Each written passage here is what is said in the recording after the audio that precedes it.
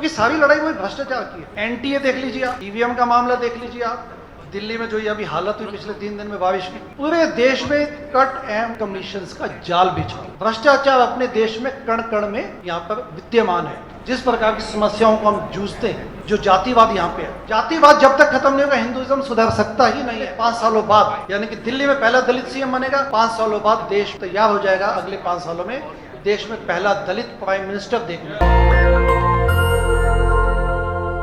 तो लगता है कि पॉलिसी, राजनीति शब्द इतना महत्वपूर्ण है और संस्कृत का यह शब्द सब कुछ बयान करता है। राज्य की नीति, राजनीति ये नहीं कि मैंने क्या भाषणबाजी दी, मैंने किस किस्म के कपड़े पहने हुए हैं, मैंने बाजू किस ढंग से मोड़ी, मैं मोटरसाइकिल पे कैसे बैठता हूँ, एक गाड़ी से कैसे उतरता हूँ।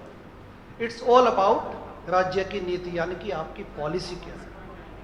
तो भ्रष्टाचार से लड़ने का मंत्र, और शिकागो उन सिटीज में से है जहां पर आज भी नस्लवाद या रेसिज्म बड़े स्ट्रांगली वहां पर आप देखने को मिलता है।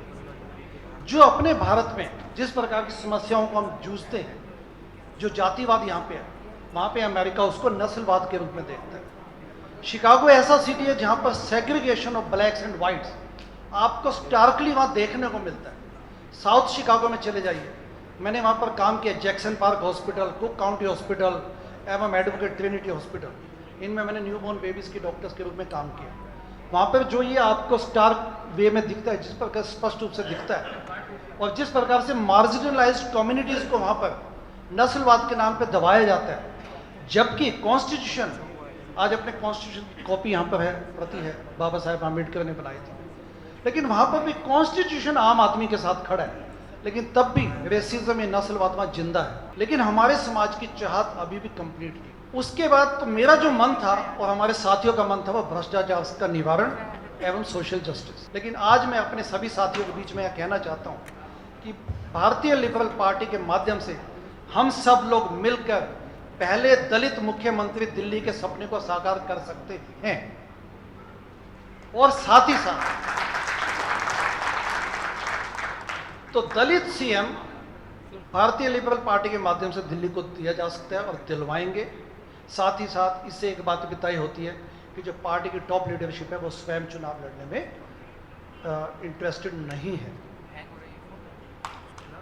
सेकंड पॉइंट, जैसा कि कपिल साहब ने भी सुझाया कि डिप्टी सीएम की 2 पोजीशंस के लिए मुस्लिम बंधु एवं एक ओबीसी व्यक्ति को लाया जा सकता है। अब आप मेरे से पूछेंगे कि भ्रष्टाचार की लड़ाई कैसे लड़ी जाएगी। सोशल जस्टिस के साथ साथ भ्रष्टाचार भी अपने को ठीक करना होगा, क्योंकि सारी लड़ाई वही भ्रष्टाचार की है। एनटीए देख लीजिए आप, ईवीएम का मामला देख लीजिए आप, दिल्ली में जो ये अभी हालत हुई पिछले 3 दिन में बारिश की, पूरे देश में कट एंड कमीशंस का जाल बिछा। कट एंड कमीशंस पे भ्रष्टाचार अपने देश में कण कण में यहाँ पर विद्यमान है, और जब तक उससे लड़ेंगे नहीं तो सोशल जस्टिस का प्रिंसिपल अधूरा हो जाएगा। तो इसलिए भारतीय लिबरल पार्टी ने इसका यह सोल्यूशन निकाला है कि हम ऑफकोर्स इसमें लीगल एक्सपर्टीज और लीगल एडवाइस ली जाएगी, लेकिन जैसे हमने दिल्ली डायलॉग कमीशन बनाया था, आपको ध्यान होगा 2015 में जैसे सरकार बनी तो पहली अनाउंसमेंट थी डीडीसी की, Delhi development and dialogue commission, जिसको एलजी साहब ने 2 दिन पहले ध्वस्त किया, एबोलिश किया। बड़ी खुशी की बात है। मैं 2016 से बोलता आया हूं कि DDC is like a white elephant. ये दिल्ली सरकार एवं दिल्ली के टैक्स पेयर्स पे एक खर्चा है, क्योंकि डीडीसी ने कोई काम नहीं किया पिछले काफी सालों में। तो एलजी साहब ने बड़ा अच्छा काम किया, डीडीसी को ध्वस्त किया। लेकिन भारतीय लिबरल पार्टी की सरकार जो अपनी बनेगी उसमें पहला कमीशन होगा करप्शन मॉनिटरिंग एवं सॉल्यूशन कमीशन, या इसको हम सिंपली एंटी करप्शन कमीशन कह सकते हैं। नेचुरली पहले ऐसी कुछ बॉडीज हैं जैसे कि एंटी करप्शन ब्यूरो है अपने दिल्ली में, और साथ ही साथ लोकपाल स्टेट लेवल पे भी है। तो ये अपने को निकालना पड़ेगा सोल्यूशन एक्सपर्ट ओपिनियन के द्वारा कि करप्शन को भी शुरू से कैसे कंट्रोल किया जाए, ताकि अपनी सीएम की कुर्सी पे कोई भी व्यक्ति बैठा हो, लेकिन करप्शन को कमिटमेंट, जो करप्शन कमीशन जो चाहेगा, जिस प्रकार से इन्वेस्टिगेशन करेगा।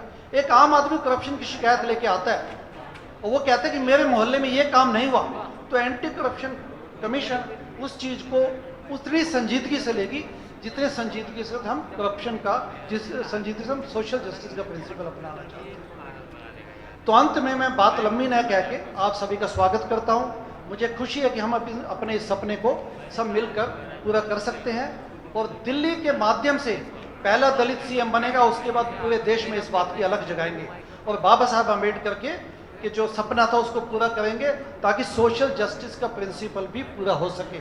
मैं कहता हूं कि अगले 5 सालों बाद, यानी कि दिल्ली में पहला दलित सीएम बनेगा, 5 सालों बाद देश तैयार हो जाएगा अगले 5 सालों में देश में पहला दलित प्राइम मिनिस्टर देखने का। तो इन शब्दों के साथ आखिरी पॉइंट, इन सब चिंतन में सामाजिक चिंतन की भी आवश्यकता है। जो हिंदुइज्म में सबसे बड़ी प्रॉब्लम है वो है जाति।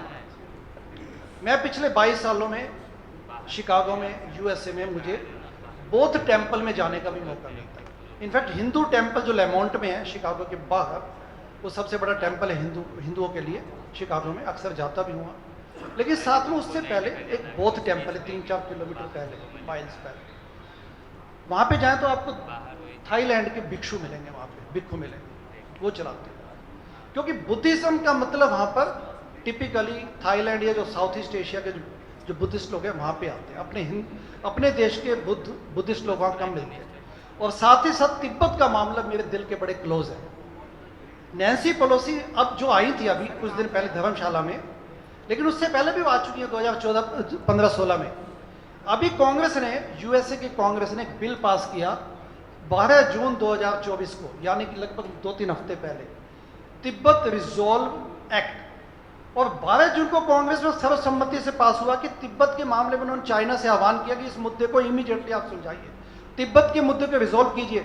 और 18 जून को, सिर्फ 6 दिन बाद, नैन्सी पेलोसी और रिपब्लिकन व्यक्ति के हेड में 6 लोगों का डेलीगेशन यहाँ पर आया।